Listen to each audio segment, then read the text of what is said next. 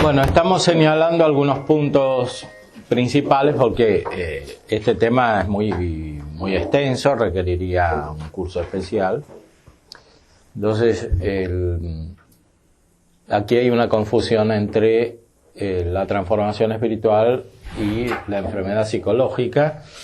La enfermedad psicológica está concebida de una manera indeterminada, normalmente ambigua, porque la psicología no se constituye perfectamente como ciencia en el sentido clásico de la palabra, en el sentido de la tradición filosófica, y tampoco en el sentido de la ciencia moderna, porque está claro que cualquier tipo de experiencia sobre la conducta humana trasciende los datos empíricos. Entonces,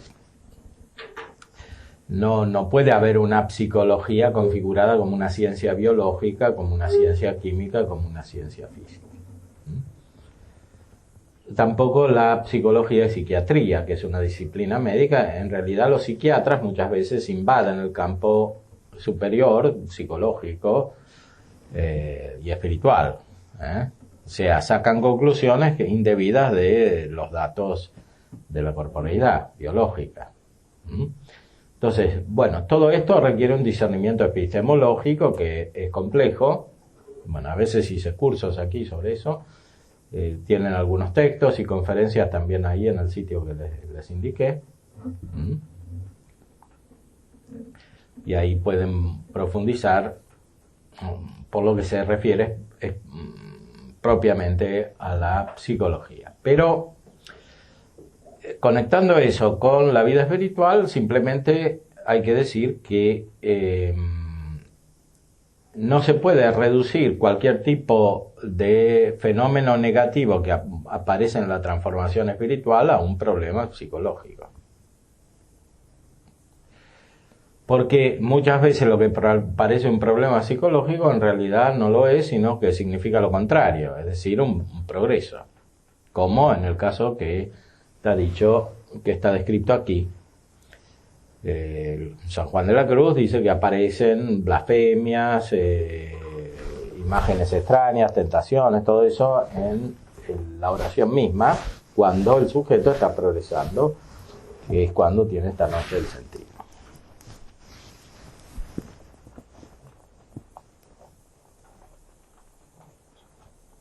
Ahora, también hay que entender que en la vida de la gente laica, que está inmersa en las realidades temporales, hay esta transformación, así como la lucha espiritual se da a través de lo temporal, como decía el concilio, esta transformación también se da a través de lo temporal.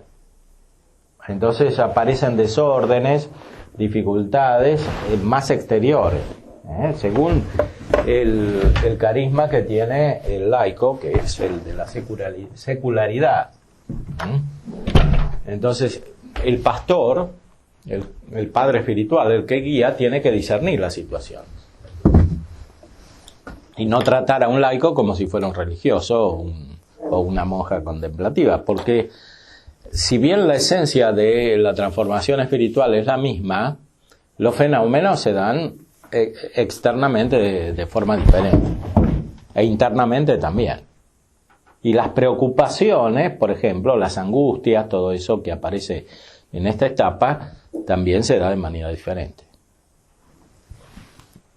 Un ejemplo, digamos, de cómo... Bueno, está claro que, por ejemplo, una mujer que tiene dificultades con su marido y con los hijos, etcétera, puede tener este proceso de transformación espiritual y se da de una manera mucho más externa que en una monja de clausura, en la cual todo es mucho más espiritual, más interior, más cercano a las potencias sensitivas internas. En cambio, en esta persona que cité puede darse incluso con dificultades económicas, enfermedades, gritos, peleas o incluso maltrato físico. Dificultades de cualquier tipo existen en la vida común, son interminables. porque como dice Dionisio, el bien es de una sola manera y el mal de muchas maneras, entonces nunca se puede terminar de prevenir todas las dificultades que puede haber, no solo en la vida espiritual en sentido más interior estricto, sino también en sus repercusiones externas, ¿no? En eso la prudencia exige una gran amplitud para entender que puede haber muchas maneras de manifestación. Y también para entender que todavía el sujeto que se está transformando no es perfecto. Entonces, muchas veces conviven los impulsos espirituales buenos con imperfecciones e incluso con pecados, principalmente veniales. Aunque excepcionalmente también puede haber algún pecado mortal en esta etapa, que Dios permite para que el sujeto se perfeccione. No es lo habitual ni lo común, porque el pecado mortal excluye la vía de la gracia, entonces excluye la transformación misma.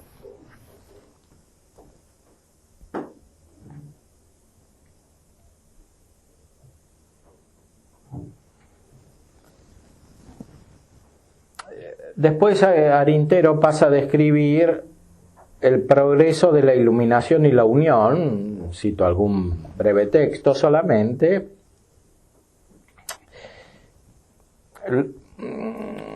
Él asimila plenamente la doctrina de San Juan de la Cruz, pero la integra con muchos otros autores espirituales que ustedes verán citados en sus obras.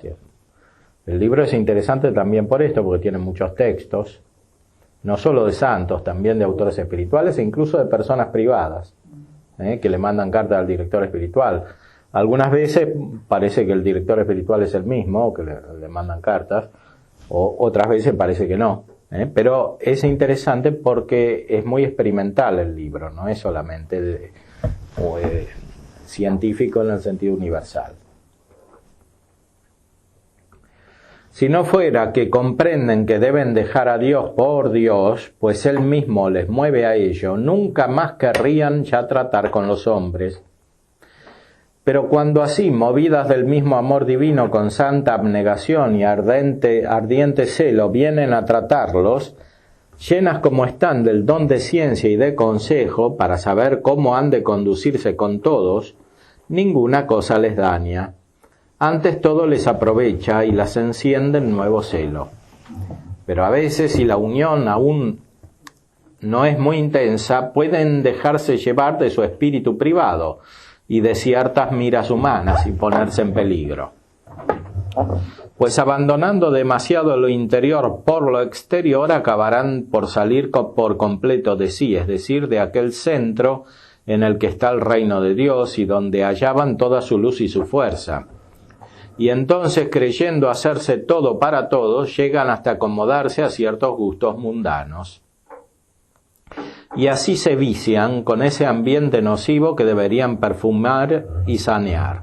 Y se mundanizan hasta perder el espíritu, en vez de cristianizar y santificar a otros. Bueno, esto que está diciendo tiene mucha aplicación apostólica, especialmente para los sacerdotes que tienen apostolado. O sea, el crecimiento espiritual implica interiorización. Entonces, la exteriorización, aunque sea por motivo apostólico, puede ser peligrosa. Porque parece una cosa y es otra. O sea, parece que hay celo apostólico y en realidad hay mundanización.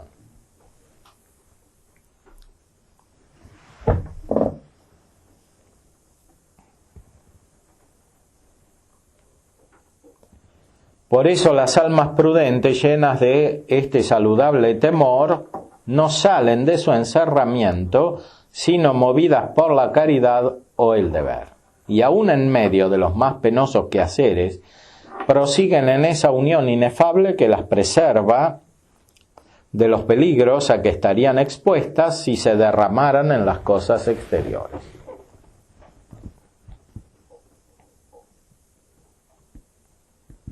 O sea, muchas veces los aparentes fracasos apostólicos sirven para interiorizar.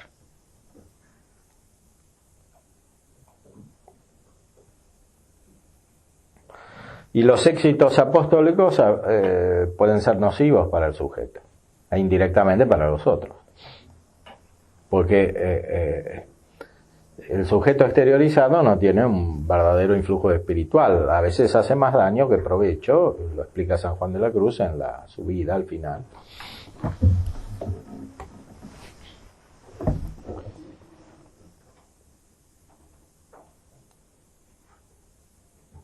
Cita, por ejemplo, a Blosio, Louis de Blois, que es un autor espiritual benedictino del siglo XVI, un clásico de la espiritualidad, ¿no? Evite, dice Blosio, las ocasiones y peligros, ame mucho la soledad, viva retirado, para aprovechar en las verdaderas virtudes. Mas cuando la caridad u otra causa razonable lo pida, converse humilde y afablemente con los hombres, y huya del ocio como del veneno más pestilencial. Bueno, aquí se ve el carácter benedictino, ¿no? El trabajo en los benedictinos es importante. Y también el modo apacible.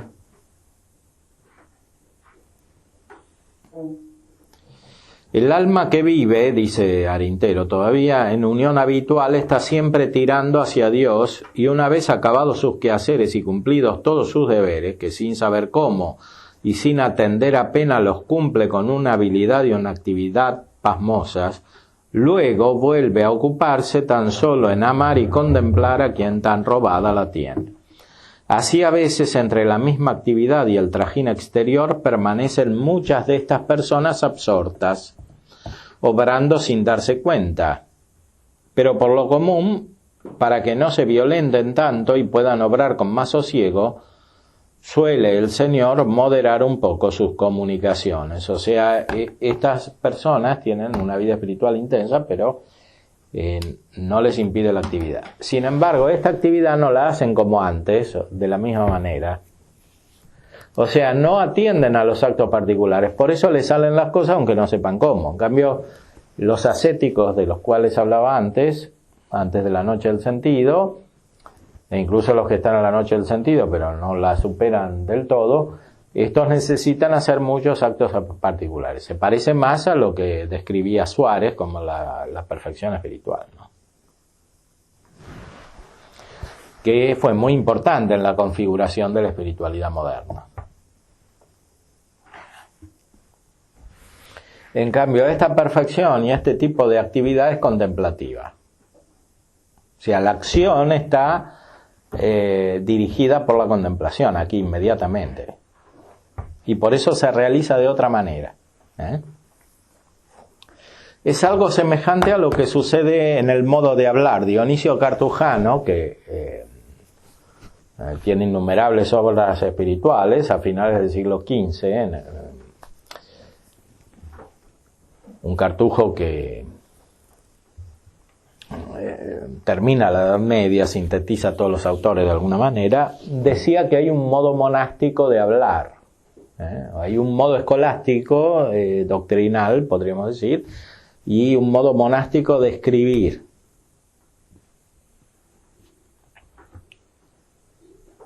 Que es distinto. O sea, la escritura monástica, que quiere decir con la ciencia espiritual, procede de un modo diferente. Análogamente sucede con la actividad externa.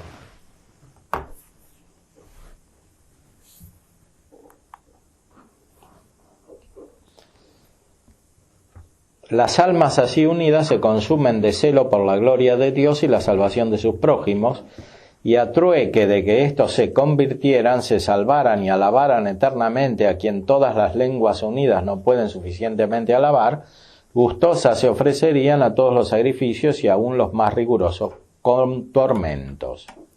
Y al ver perecer miserablemente a infinidad de pecadores sin poder remediar tanto mal, sufren angustias intolerables, y a sí mismas se echan la culpa de no poder desengañarlas ni trocar sus voluntades perversas.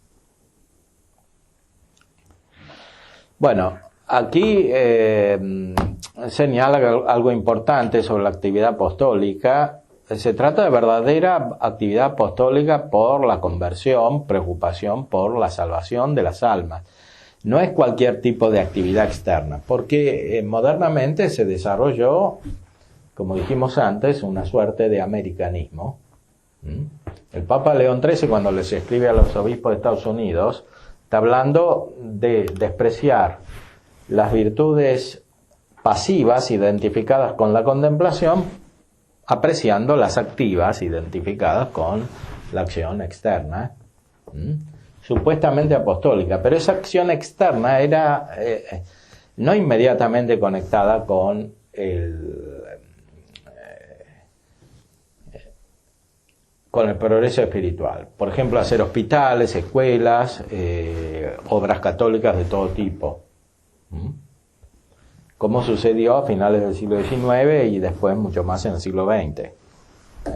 Toda esa organización, esa complejidad,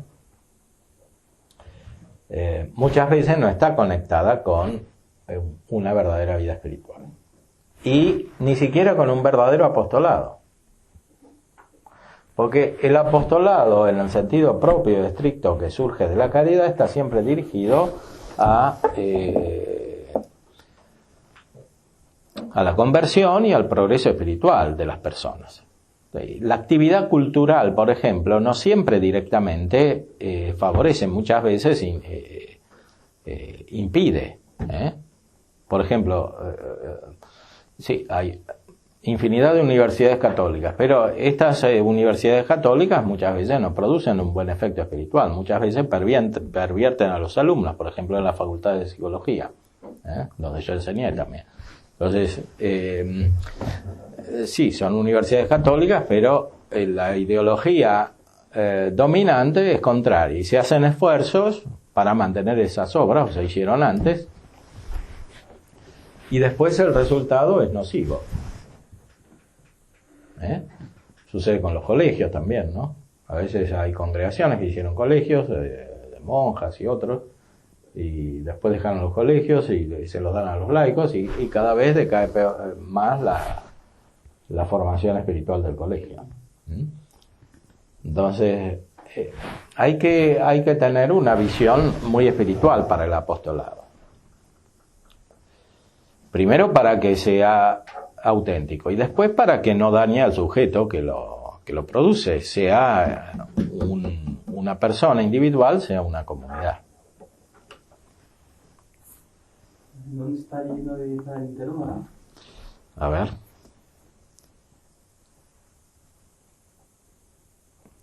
$472.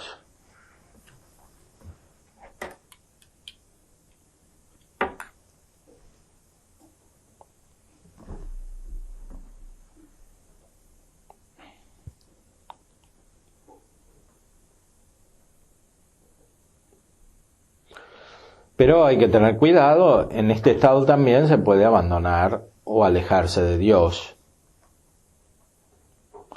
Aman con un amor intenso, puro y desinteresado, solo porque Dios merece todo su amor. Y así el vivo deseo que tienen de complacerle les hace abandonar el reposo y las delicias que gozan en su presencia tan pronto como es hora de ocuparse en cosas de su divino servicio. Bueno, esta idea está en Santo Tomás también. O sea, a veces hay que abandonar la dulzura de la contemplación por la caridad.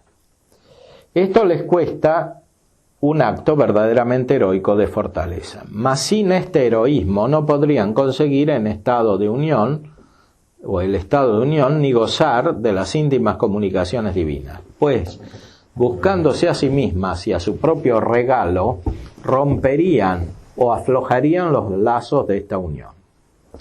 Así es como las almas apegadizas, dejándose llevar de su gusto y del propio espíritu, van siendo abandonadas de Dios y vienen a padecer no pocas ilusiones.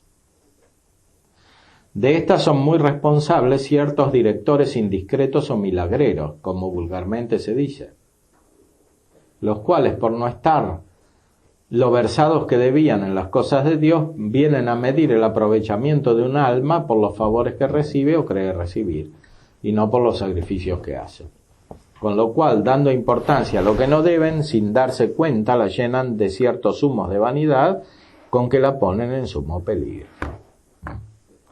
Bueno, de esto hay ejemplos contemporáneos de muchas maneras, en muchas comunidades, movimientos también. Porque hay más desconocimiento de la verdadera espiritualidad, porque a su vez hay más desconocimiento también de la verdadera teología y filosofía.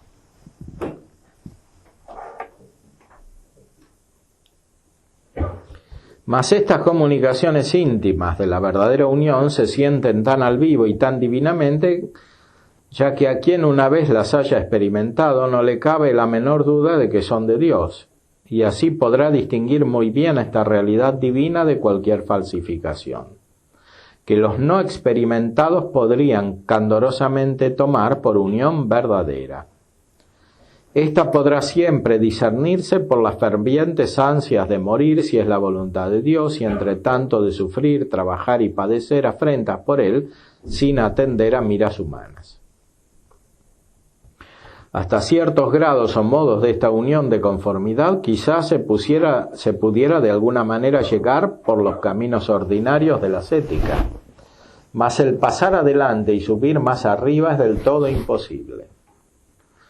Eso ya trasciende completamente sobre el proceder ordinario y el modo de obrar humano, y tiene que ser obra casi exclusiva del espíritu director y renovador, que conduce a la tierra prometida y produce la completa transformación de las almas que del todo se le abandonan. O sea, la verdadera vía iluminativa es contemplativa, en el sentido propio del término sobrenatural. Empiezan a actuar los dones del Espíritu Santo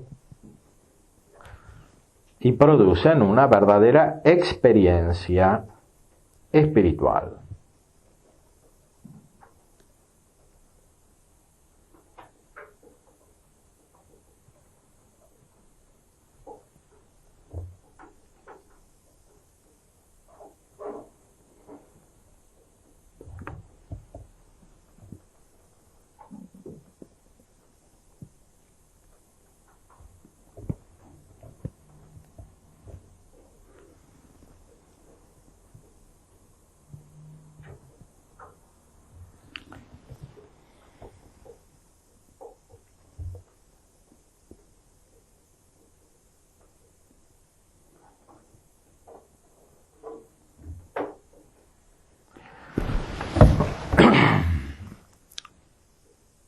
Después comienza a tratar de grados más elevados de la vida espiritual, capítulo 5 de la segunda parte, la deífica unión transformativa,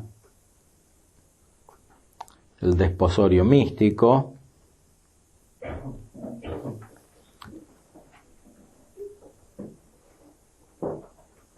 que es una preparación más intensa para la perfección.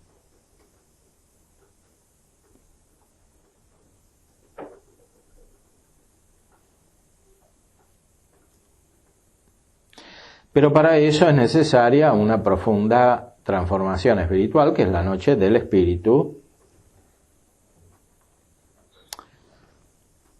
Página 497.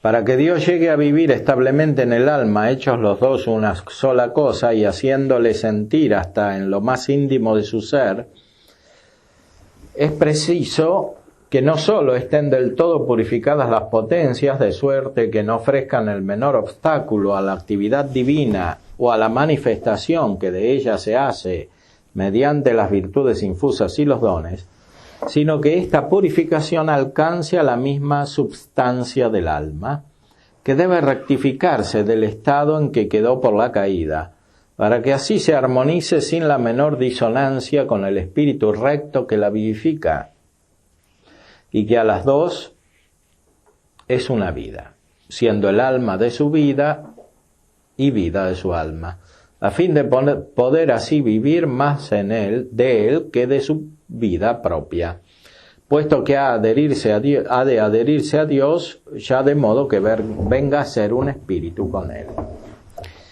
Esto exige, como queda dicho, nuevas purgaciones enérgicas y terribles, sin comparación más dolorosas y terribles que las pasadas. Mucho más intensas, delicadas y sutiles y penetrantes, que lleguen hasta lo más hondo, más vivo y más sensible de la naturaleza y del alma misma. De modo que como un fuego abrasador o como una lejía divina, la dejen toda pura, blanca y rutilante, sin la menor mancha, y éstas se verifican en la llamada Noche del Espíritu. San Juan de la Cruz, que al describir las penas de la Noche del Sentido, con ser tales y tan grandes como vimos, las da por muy llevaderas, al llegar a estas del Espíritu, se estremece y apenas acierta a describirlas. Dice que son no ya terribles, sino intolerables, y que no tienen comparación sino con las del purgatorio, con las del mismo infierno. Noche Oscura, libro 2, capítulo 6-8. Por eso en aquel es donde la mayoría de los justos tienen que pasarlas, ya que no las pasaron en esta vida. O sea, la noche del espíritu se pasa en el purgatorio para la mayoría. Y para los que van en camino más intenso de perfección, se pasa en esta vida.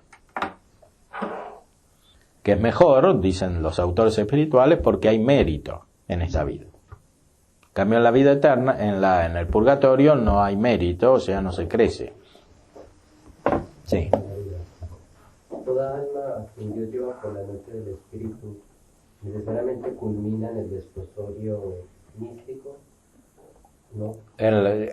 Sí, en la transformación mística definitiva. No solo en el desposorio, en el matrimonio espiritual o en la unión perfecta, ¿no?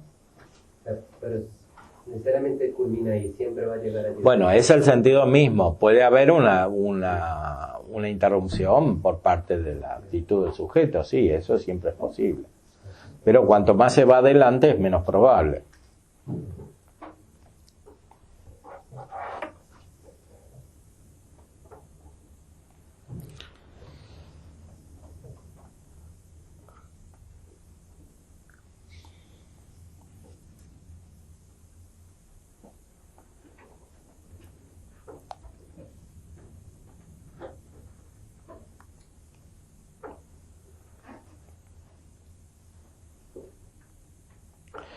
Por aquí se ve cuán baja idea tienen de la infinita santidad y pureza divina los desgraciados herejes, que atribuyen toda nuestra justificación a la simple imputación de los méritos de Jesucristo, sin que desaparezcan del alma las manchas y fealdades del pecado, y tras de este gravísimo error niegan la necesidad del purgatorio. Bueno, esto sería una cuestión de lenguaje, no habla de hermanos separados, sino de desgraciados herejes, si no fuera porque esta doctrina entró en la concepción católica. O sea, hay católicos que piensan de esta manera, incluso desarrollos teológicos, hasta algunos niegan el purgatorio, etc.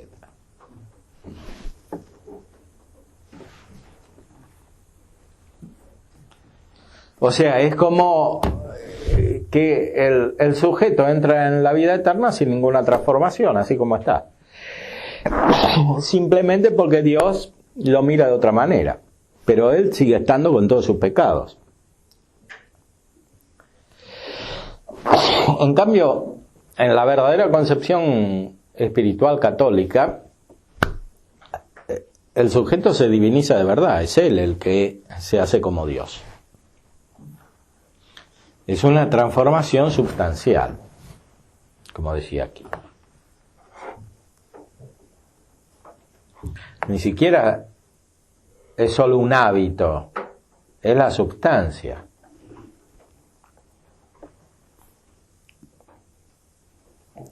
Es ciertísimo que nada manchado puede entrar en el cielo, y según haya de ser el definitivo grado de la unión y posesión de Dios, y por tanto el de la visión y gloria, así tiene que ser el de la renovación y purificación. Si ésta se hace en vida, aumenta los méritos y la unión de gracia, y como voluntaria es mucho más benigna y suave. O sea, es mucho mejor la noche del espíritu en esta vida que el purgatorio, porque además de hacer crecer es más llevadera. Si ésta se hace, más si se deja para después de la muerte, como carece ya de mérito, en nada aumenta el grado de unión y perfección esencial, ni por lo mismo el de gloria. Y como forzosa tiene cierto aspecto mecánico, que la hace mucho más rigurosa, prolongada e intolerable. Bueno, esto del aspecto mecánico es una buena imagen.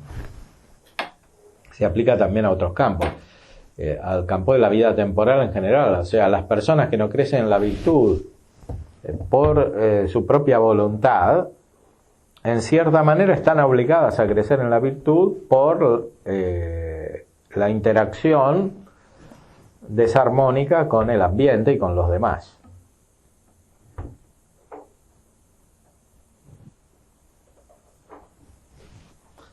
Pero justamente porque no es algo voluntario, no tiene mérito, o tiene poco.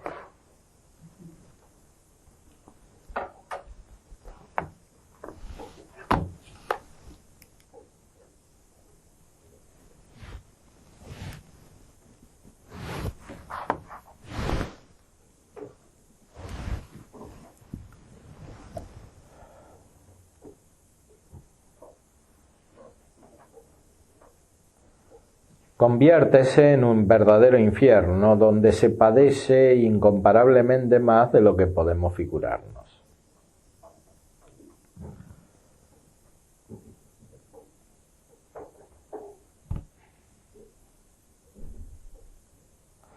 Cuando para colmo de contradicción nos acusan esos mismos sectarios de poner nuestra religión y justicia en vanas exterioridades, y no en adorar y servir a Dios en espíritu y en verdad, descuidando lo interior por lo exterior, pocos se fijan en esta renovación prodigiosa que experimentan las almas católicas que llegan a este grado, ni menos en su vivir verdaderamente divino. Mas esta maravilla es tal que se les impone como por fuerza, y así es hoy bastante frecuente en los protestantes más sinceros el reconocer a pesar de todo la alta santidad y sublime espíritu cristiano que en la Iglesia Católica ofrecen los grandes místicos, a quienes no pueden menos de admirar.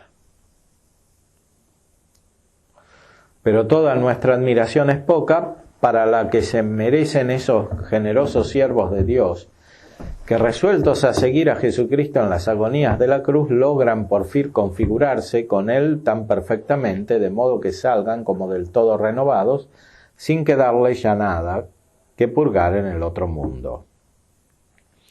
A estas rarísimas almas, a quienes por haber sabido corresponder a la gracia, o como por singular favor Dios quiere mostrárseles en esta vida, haciéndoles ya pregustar la venidera, infundiéndoles unas luces tan superiores a las de la fe que casi participan del lumen glorie, a estas las hace pasar acá en la tierra con gran mérito y ventajas otro verdadero purgatorio.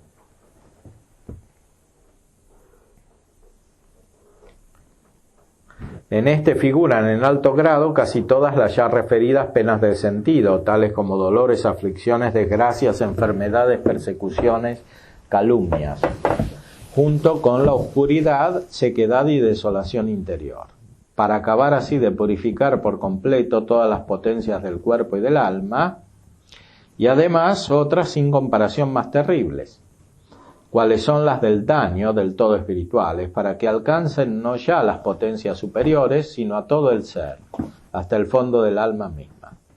Así los sufrimientos de esta feliz noche vienen a ser tan intolerables que parece que no caben ya otros mayores. Y sin embargo, de día en día se renuevan y refuerzan, de modo que los últimos hacen olvidar o tener en muy poco todos los ya pasados. Y con este penar tan atroz se agranda la capacidad y la misma voluntad de sufrir.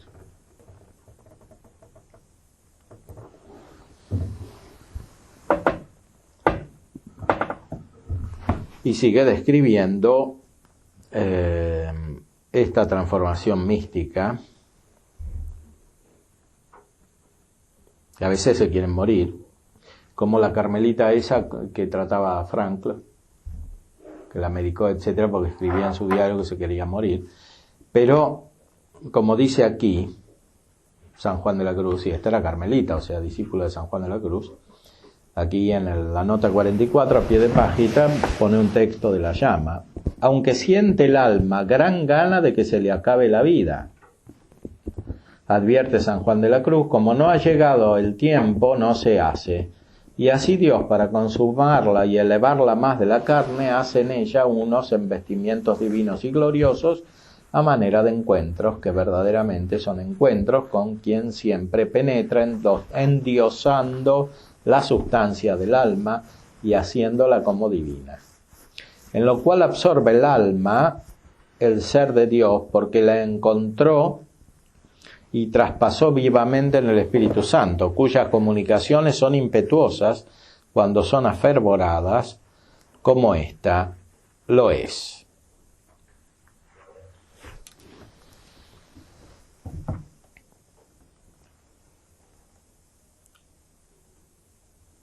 Y cita otros textos, por ejemplo, Santa Catalina de Génova.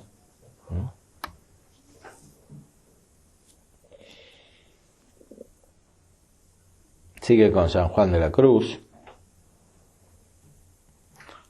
en la noche oscura, libro segundo, 23. Cuando hay en el alma, dice San Juan de la Cruz, estas comunicaciones espirituales muy interiores y secretas, aunque el demonio no alcanza cuáles y cómo sean, hace cuanto puede por alborotar y turbar la parte sensitiva, que es donde alcanza, ya con dolores, ya con horrores y miedos.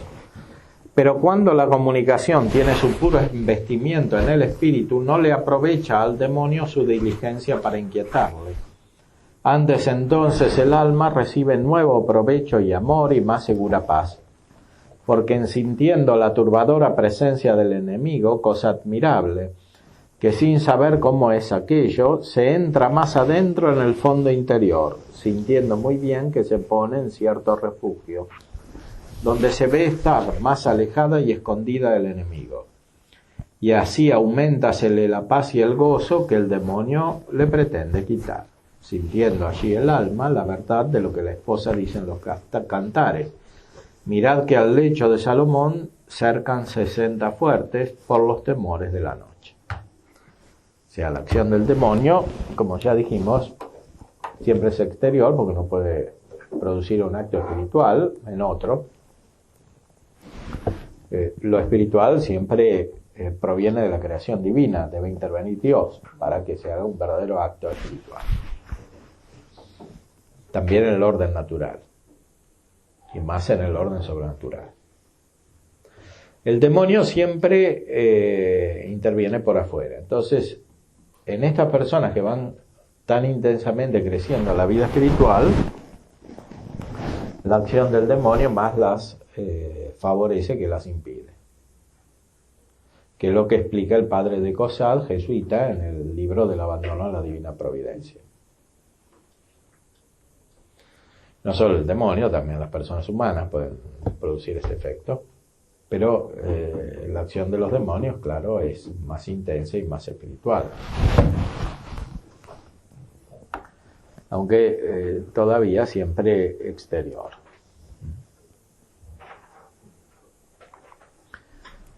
La persona espiritual tiene como un instinto para esto. Ahora, el sacerdote, aunque no haya llegado tan alto como lo que aquí se está describiendo, sin embargo tiene por el carácter la capacidad de enfrentar estas situaciones sin desorientarse, cosa que otros no tienen cuando guían o aconsejan.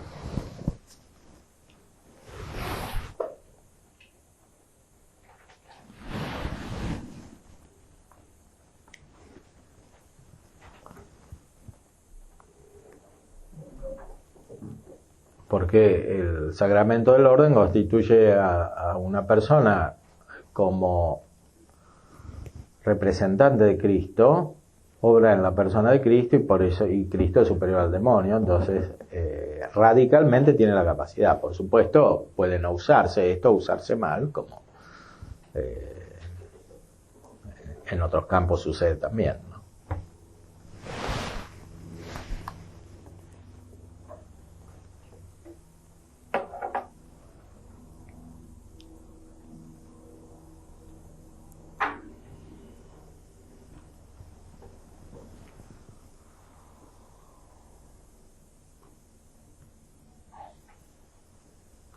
Esta noche, dice en la página 506, no consiste pues propiamente, como la del sentido, en una privación de luces, sino más bien al contrario en un exceso de luz divina, que a la vez que descubre, abraza y consume la menor imperfección, deslumbra, ofusca, ciega, confunde y anonada por completo al alma.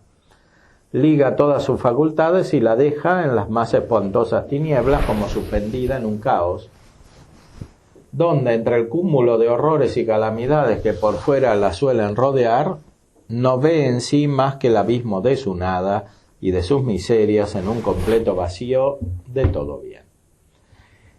Esa portentosa luz que así la oscurece para lo demás le descubre hasta los últimos senos de su corazón y la hace ver y palpar hasta donde llega la humana vileza. Le muestra los más ocultos repliegues de ese astuto amor propio que vicia aún las mejores obras, y le hace sentir muy al vivo los innumerables defectos y vicios ocultos que aún no había logrado conocer ni menos desarraigar. Y al verse con tal cúmulo de manchas e imperfecciones, reconoce que ante la infinita santidad de Dios se encuentra del todo impura y que las mismas virtudes con que se adornaba son como un paño lleno de inmundicias. Y al ver y sentir esto tan al vivo, créese metida para siempre en el mismo infierno, sin la menor esperanza, como un reo ya condenado e indigno de perdón y misericordia.